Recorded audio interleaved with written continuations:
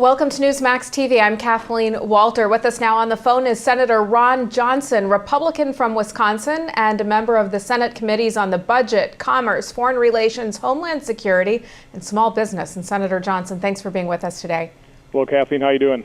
Well, very well, thank you. Today we learned that Edward Snowden is the whistleblower behind the NSA leak of the PRISM program, which revealed the Obama administration is secretly collecting data from the phone calls of millions of Americans. Did Snowden compromise U.S. national security with that leak, and what, if anything, should happen to him?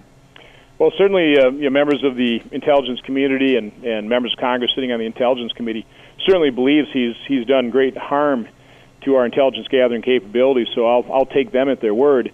And Kathleen, I am highly concerned about these leaks coming out of this administration. Whether it's if you want to go back to the release of or the leaks coming out of the Bin Laden raid that I think compromised national security, certainly threw Dr. Afridi under the bus, and then the leak of the Stuxnet virus, the leak of the person in Yemen that certainly prevented a plane from being downed. But all this does is it degrades our ability to really gather intelligence, which is really the frontline defense we have against a very asymmetric and a very real threat of terrorist attacks. So I'm highly concerned about that, and I'll leave it to the Justice Department and this administration to find out what they're going to be able to do with this individual. But listen, I am as concerned as anybody about protecting our civil liberties. I truly am, but this is a very delicate balancing act that shifts over time based on the times and based on the threats that we're facing. And I wish we didn't have to have a Patriot Act or a FISA court. That would mean we didn't have these threats, but the fact is we do, and we certainly need to guard our ability to gather intelligence. Given the need to protect the civil liberties of Americans, does this program need restrictions of sorts? This program needs oversight. It needs continuous monitoring. It needs continuous reauthorization, which is what we do have on these things. So I think what we need to do is wait to gather information. Obviously, because this has come to light, it will be scrutinized in a more robust fashion. But as I understand the program, it's very similar to what credit card companies do right now from a standpoint of data manipulation.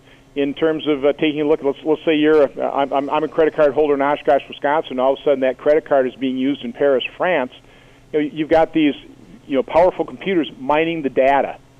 And again, people need to understand there's a big difference between data and information. And they're turning into somewhat information in terms of analyzing patterns to potentially have to go back to the court for a more robust information gathering process. So again, I don't want to overblow what is actually being done here in terms of violation of people's civil liberties. I think we need to take a look at it and certainly protect those civil liberties, but also protect our ability to gather information. President Obama has come out saying that the programs are approved by Congress, they're overseen by the courts, and carefully constrained. He said to Americans last week, "We're not listening to your phone calls." But are there concerns that this program could be abused, especially in the wake of the scandals involving the IRS's targeting of conservative groups, AP phone records, and Fox News' James Rosen? Absolutely. I think Americans should always have a very healthy distrust of all of government's power, all of government's intrusion into our lives. And you're exactly right. I mean, the reason this is such an issue today is put in the context of this administration's really reduced credibility. I mean, that's not me just saying that. It's the New York Times saying that this administration has lost all credibility, and it's because of those scandals you listed. Really starting with Benghazi, in terms of how this administration misled the American public after those attacks, the fact that the IRS is targeting individuals based on their political views. Let's face it, the IRS is probably the most feared civilian agency within the government, and when it is used and abused to that fashion, Americans have every right to be outraged and also very skeptical that this administration can be trusted with those powers. Mm-hmm. The chair of the Senate Intelligence Committee, Dianne Feinstein, says the PRISM surveillance program has foiled multiple attempted terrorist attacks inside the U.S., including a 2009 plot to bomb New York City's subways. She says it played a role in the case against an American who scouted targets in Mumbai, India, before a deadly terrorist attack there in 2008. As a member of the Homeland Security Committee, can you confirm that this program has indeed protected U.S. national security? I'm not in the Intelligence Committee, and I can't confirm that. But listen, I've got a great deal of respect for Senator Feinstein and for Senator Chambliss and quite honestly, House Chairman Mike Rogers as well. I don't know the ranking member. And these are serious-minded individuals that also are very very protective of civil liberties, but also realize they've got a pretty awesome responsibility as being the first layer of oversight from Congress. And Kathleen, I have to say, I think the layered oversight of intelligence is necessary. Mm-hmm. If you had all 535 members of Congress with access to all of our nation's top secrets, we wouldn't have any secrets. Mm-hmm. So, I really do believe that the layered oversight in Congress is bipartisan. Let's face it, the issue of civil liberties is not a partisan issue. There are people on the right as well as people on the left that are absolutely dedicated to protecting our civil liberties, and I think that should give Americans some comfort that there will be oversight and robust oversight to protect those liberties. Let's switch gears real quickly, Senator. President Obama appointed Susan Rice as NSA director, replacing Tom Donilon, a bold move, considering that she's faced high criticism from conservatives for mischaracterizing facts about Benghazi. What do you make of her appointment?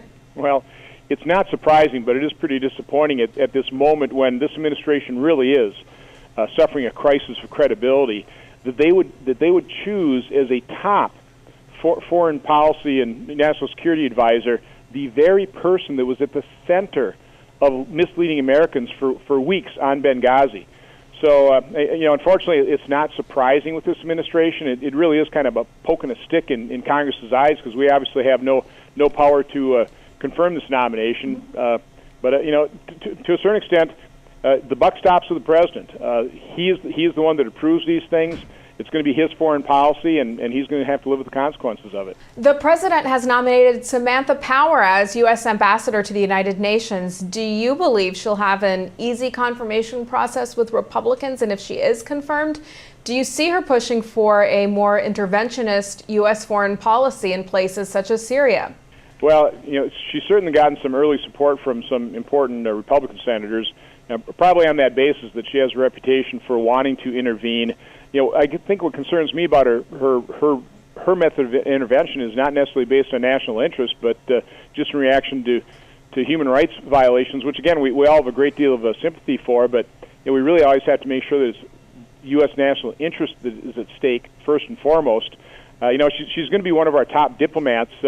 She had to resign from the Obama campaign because she called Hillary Clinton a monster, not displaying a great deal of diplomatic skills there. So I'm a little concerned, and I think the third area of concern is she seemed to be a very early proponent of having President Obama go on an apology tour, which I think has been very damaging to U.S. reputation around the world as a result of that. So I've certainly got my questions that I'll be interested in asking her when she comes before the Foreign Relations Committee for confirmation. Turning to Syria now, White House officials say the Obama administration could decide this week to approve lethal aid for the Syrian rebels and will weigh the merits of a less likely move to send in U.S. air power to enforce a no-fly zone over Syria. Would either of these actions be a wise move? Well, I'm afraid it'll be too little too late. I think Syria, like Libya, as that thing is spiraling out of control, and quite honestly, as we're seeing the situation on the ground in Iraq too, because this administration couldn't negotiate a status of force, so we keep some measure of force there to stabilize the region. This administration's policy of leading from behind, in other words, following, isn't working too well. And Syria, I just fear, is degraded to the point where now it's very difficult to, I think, determine who rebels are that we actually could support. And so again, the administration, it's the executive responsibility in terms of foreign policy making these decisions. I just don't think he's been making wise decisions over the last few years. Israel's strategic affairs minister says that Assad might prevail in Syria's civil war. Is Assad winning the war? Well, with the help of Hezbollah. as they poured in, as well as the support that they're getting from Russia. And let's face it, the administration's policy of reset with Russia hasn't worked out very well either. But they recaptured a key city in Syria. It certainly doesn't look like the Assad regime is destined for immediate falling. And so no, I think this thing could go on for quite some time. And if anything, you take a look at the Assad regime strengthen over the course of the last few months. Last question for you, Senator, is on a separate topic. Bipartisan immigration reform legislation will end up soon on the Senate floor. How do you plan to vote? And does this legislation have any chance of passing the House? Well, I've always thought that comprehensive immigration reform really ought to start in the House because that is going to be the more difficult hurdle in terms of what we're going to require for border security, what we're going to require in terms of making sure that these individuals are not unduly benefiting from our welfare system and from our benefits programs. So, from my standpoint, I've always been encouraging, first of all, the comprehensive look that the Senate's been taking of it. I want to see immigration reform pass because we have a very broken immigration system right now. It's not good for anybody. It's also a national security issue.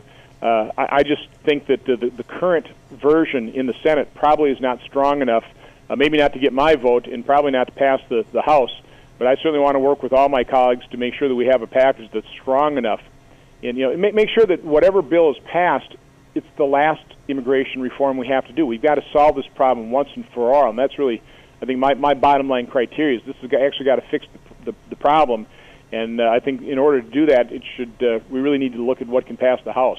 All right, Senator Ron Johnson, Republican from Wisconsin, thanks for joining us today. Have a great day. And you as well, and thank you for watching Newsmax TV.